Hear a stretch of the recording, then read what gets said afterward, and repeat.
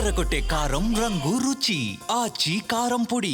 Bulk drug park వల్ల రాజేపేటలో ఉన్న 10,000 మంది మత్స్యకారులే కాదు, నక్కపల్లి మండలంలో ఉన్న 40,000 మంది మత్స్యకారులు ఇబ్బంది పడతారని ఫిషర్మెన్లు చెబుతున్నారు.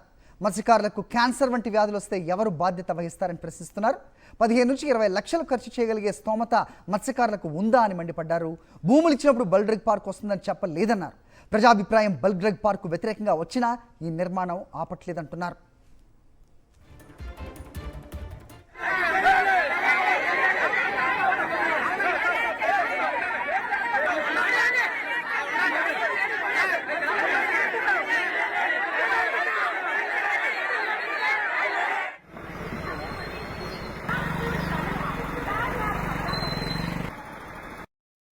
రోడ్డు మీద ఏదైనా పిల్లలు వెళ్తే వాళ్ళు చూసి ఏడుతున్నారు. అయ్యో నా కూతురు 16 సంవత్సరాలు 10వ తరగతి చదువుతుంది, నా కూతురు కూడా సేమ్ అదే విధంగా వెళ్ళేది. అందుకని అనేసి ఫోటో పెట్టుకొని రాత్రి పగలు ఏడుస్తూ కూర్చున్నాను. ఈ పరిస్థితి రాకూడదు. మరలా ఏదో ఒక వచ్చిన కంపెనీ వల్ల వీళ్ళు బాధలు పడుతున్నాము, రెండో కంపెనీ తెచ్చి మా ప్రాణాలు తీయొద్దు, మమ్మల్ని పాడు చేయొద్దు అనేసి ఈ గ్రామస్తులు, ఒక గ్రామం కాదండి, అదేవిధంగా బోయిపాడు దొండవాక తేన ఇల్లు కూడా వ్యతిరేకిస్తున్నారు. వాళ్ళు ముందుకు రావట్లేదు, పేపర్లో పట్టలేదు, అంతేగాని కొంతమంది దాన్ని అడ్డగిస్తున్నారు. అంతేగాని భారీ స్థాయిలో మేమందరూ కూడా వ్యతిరేకిస్తున్నాం. దీన్ని ఎందుకు వ్యతిరేకిస్తున్నామో తెలుసు, హెల్త్ ప్రాబ్లము. తర్వాత అది మా ఉప్పుటేరులో కూడా మీరు ఒకసారి మేడం గారు పరిశీలించాలండి. ఎందుకంటే పలుమార్లు మేము ఆర్జీ పెట్టినా అధికారులు లేదని చెప్తారు. ఆర్జీ పెట్టిన తర్వాత పోలీసింగ్ డిపార్ట్మెంట్ డైరెక్ట్గా ఎక్కడ ఎట్రో కంపెనీలకు వెళ్ళి మెట్రో వెహికల్ వేసుకొని వస్తున్నారు. మీకు ఇచ్చినటువంటి పేపర్లో కూడా ఎట్రో కంపెనీ నుంచి వెహికల్ మీద వచ్చి ఒక పోలీసింగ్ డిపార్ట్మెంట్ చెక్ చేసుకొని పోతా ఉంటే ఎవరైనా అడిగితే మీ పోలీసింగ్ డిపార్ట్మెంట్ అన్నారు అంటే నేరుగా వచ్చి చూడాలండి. మీరు చూసి ప్రజల యొక్క బాధలు కనుక్కోవాలి. అందుకనే మేము పూర్తి స్థాయిలో ఈ యొక్క బల్క్ డ్రగ్ని మీ కంపెనీ వ్యతిరేకిస్తున్నాం. సోదరులు చాలామంది మాట్లాడవలసిన ఉన్నారు కాబట్టి ఈ అవకాశం ఇచ్చినటువంటి మీ అందరికీ కూడా నమస్కారాలు తెలియజేసుకుంటూ తీసుకుంటున్నాను. బల్క్ డ్రగ్ విషయానికి వస్తే గత 41 రోజులుగా రాజీపేట కావచ్చు, పరిసర ప్రాంతాలు కావచ్చు, ఎందుకు వ్యతిరేకిస్తున్నారు, అసలు వాళ్ళ యొక్క ప్రాబ్లమ్స్ ఏమిటి అనేది ఈరోజు నేను 2 ముక్కల్లో మీకు చెప్పదలుచుకున్నాను మేడం. అదేంటంటే మత్స్యకారుడు యొక్క జీవన విధానం ఏంటంటే మేడం, ఒక రాజీపేట కాదు మేడం, దీనివల్ల ఈ బల్క్ డ్రగ్ వస్తే 10 గ్రామాలు దీనివల్ల ఎఫెక్ట్ ఉందని చెప్పేసి 10 గ్రామస్తులు కూడా ఏకదాటిగా దీన్ని వ్యతిరేకిస్తున్నారండి.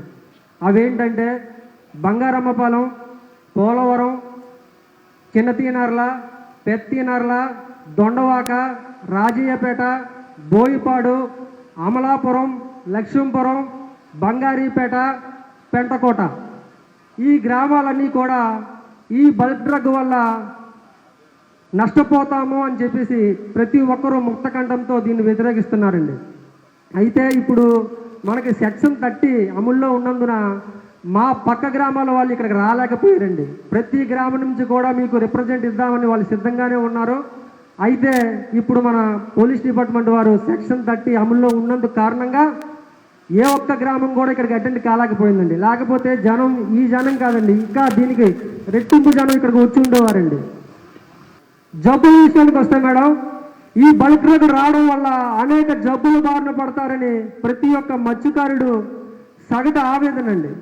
అంటే జబ్బులు రావడం అది దైవేచ్ఛ, కానీ మనమే గురి తెచ్చుకోవడం అనేది ఎంతవరకు చదువు అనేది మీరు ఆలోచన చేయాలని మేము కోరుతున్నామండి. ఎందుకంటే మత్స్యకారుడు యొక్క సగటు ఆదాయం ఎంతనేది మీకు మేము చెప్పక్కర్లేదు మేడం, మీకు తెలిసే ఉంటుంది. బిలో పావర్టీ లైన్లో బ్రతికే మత్స్యకారుడు జబ్బు వస్తే 10 లక్షలు 15 లక్షల సంఖ్యలో డబ్బులు ఎక్కడి నుంచి తెచ్చి ఖర్చు పెడతాడు. ఒక మత్స్యకారుల కుటుంబంలో క్యాన్సర్ వస్తే ఊరు మొత్తం డొనేషన్ చేసుకునే, ఇప్పుడే మీతో మాట్లాడిన బైరాగరాజ్ అనే వ్యక్తికి డొనేషన్ వేసి బ్రతికించుకున్నాం మేడం. ఒక ఇంటికి వస్తే డొనేషన్ వేసి బ్రతికించుకోవచ్చు, ప్రతి ఇంటికి అదే సమస్య వస్తే డొనేషన్లు ఎక్కడి నుంచి వస్తాయి? అది మీరు కొంచెం మా మీద చూడాలి మేడం. ఒక మత్స్యకారుడికి 10 సంవత్సరాలు పోగేస్తే 1,00,000 రూపాయలు పోగేస్తాడండి, అంతకు మించి పోగేయలేడు. వాడి తినడానికి, వాడి పిల్లల చదువులు, వాడి పిల్లల బాగోగులు ఇవన్నీ పోను 10 సంవత్సరాలకి 1,00,000 రూపాయలు పోగేస్తాడండి. ఒక్కసారి జబ్బు వస్తే 10 లక్షల నుంచి 15 లక్షలు, 15 లక్షల నుంచి 20 లక్షలు కూడా అయిపోతున్నాయండి. అంటే మా గ్రామంలో ఇది వరకు చెప్పినట్టు 56 మంది 60 మంది చనిపోయారని చెప్తున్నారు మేడం. అయితే వాళ్ళ 50% బ్రతికే అవకాశం ఉందండి. థ్యాంక్ యూ అండి సౌండ్ తగ్గించినందుకు. 50% బ్రతికే అవకాశం ఉందండి. అయితే ఎందుకు చనిపోయారు? స్తోమత లేక చనిపోయారండి. 50% లేదా 70% పీపుల్స్ స్తోమత లేక చనిపోయారు మేడం. ఇది చాలా దుభిక్షాకరంగా ఉంటుంది. రాజీపేటలో చాలా విషయాలు జరుగుతున్నప్పుడు మా బోటు వాళ్ళు ఎప్పుడు కలెక్ట్ చేసుకోవండి, రాజకీయాలకు కానీ ఇంకోటి కానీ. అయితే మమ్మల్ని కని పెంచి సముద్రం ద్వారాగా మమ్మల్ని ఇంత అన్ని ఉత్తమమైన స్థానంలో ఉంచిన వారికి ఇంత అన్యాయం జరుగుతుంటే మా బోటు వాళ్ళని కూడా మాట్లాడకపోతే ఎలా అని చెప్పేసి ఈరోజు వచ్చి మాట్లాడడం జరుగుతుందండి. ఇదొక విషయాన్ని మీరు ఖచ్చితంగా గుర్తు చేసుకోవాలి. పార్క్ గురించి ఎలాంటి క్లారిటీ లేదు. చాలామంది హెల్త్ ఇష్యూస్ వస్తున్నాయి ఈ హెడ్లో ఇక్కడ రావడం వలన అని కూడా మాట్లాడారు. సో డిపార్ట్మెంట్ ఉంది, కానీ నాకు తెలిసి ఈ డిపార్ట్మెంట్ వాళ్ళు ఎప్పుడు మీ అందరినీ కూర్చోబెట్టుకొని ఆ డిపార్ట్మెంట్ ఏం చేస్తుంది అని చెప్పినట్టు లేదని అనుకుంటున్నా. సో మనం ఆ శాఖ అధికారికి ఒక అవకాశం ఇస్తాం. వాళ్ళ డిపార్ట్మెంట్ సంబంధించినది మీకు చెప్తారు. దాంట్లో మీకు కొన్ని నచ్చవి కూడా ఉంటాయి. సో ఇమ్మీడియట్గా రియాక్ట్ అవ్వకూడదు. మనం వాళ్ళు చెప్పినది కూడా వినాలి. విన్న తర్వాత ఎనివే నేను ఇక్కడే కూర్చున్నాను కదా, సో నేను తర్వాత ఫైనల్గా నేను మీరు చెప్పినది అన్నీ నా నోట్బుక్లో నోట్ చేశాను కదా, సో నేను ప్రతి దానికి మీకు జవాబు ఇస్తాను, ఆన్సర్ ఇస్తాను. కొంతమంది ఆవేశపడ్డారు, కొంతమంది చాలా నిదానంగా చెప్పగలిగారు. మీ ఆవేశంని నేను నా మీద ఉన్న ద్వేషం అని అనుకోవట్లా, ప్లీజ్ అర్థం చేసుకోండి.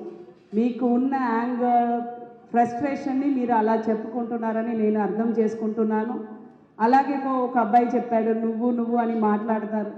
నేను ఏమి బాంబేలోనో బెంగళూరులోనో పుట్టి రాలేదు, మధురై ఇలాగే ఒక పల్లెటూరే. సో నాకు కూడా పెద్దవాళ్ళు మాట్లాడినప్పుడు ఆవేశం వచ్చినప్పుడు ఎలా మాట్లాడతారు అలా మాట్లాడితే మేము తగ్గుతాం. ఇంట్లో ఎలా ఉంటానో ఆఫీస్లో కూడా అలాగే ఉంటాను. ఈ కలెక్టర్ అని పైన ఏం పెట్టుకొని తిరిగే మనిషి కాదు నేను. సో మీరు పెట్టిన ప్రతిదీ నోట్ చేసుకున్నాను. ఫైనల్గా నేను చెప్తాను. నేను చెప్పకముందు మీకు ఒక 10-20 నిమిషాలు ప్రతి శాఖ అధికారి ఎక్స్ప్లెయిన్ చేయండి, వినండి. అది వినడం వల్ల మీకు కొన్ని అర్థమవుతుంది. ఎందుకంటే చాలా ప్రచారం జరుగుతున్నప్పుడు ఇప్పుడు వాట్సాప్ ఉంటాయి, ఇన్స్టాగ్రామ్ ఉంటాయి, ఫేస్బుక్ ఉంటాయి, చాలామంది చూసి ఉండరు, అనేది చదివిన పిల్లలకి తెలుస్తుంది. నిజం ఏది అబద్ధం ఏది అనేది మనం సెపరేట్ చేయలేకపోతున్నాం. సో చేసే మనిషి చెప్తారు, దయచేసి వినండి. మీకు నచ్చకపోతే ఎండ్ అయిన తర్వాత నాకు చెప్పొచ్చు. ఈ మీటింగ్ మాట్లాడి మళ్ళీ బండి ఎక్కి వెళ్ళను. మీరు అందరూ వెళ్ళిన తర్వాతనే నేను వెళ్తాను.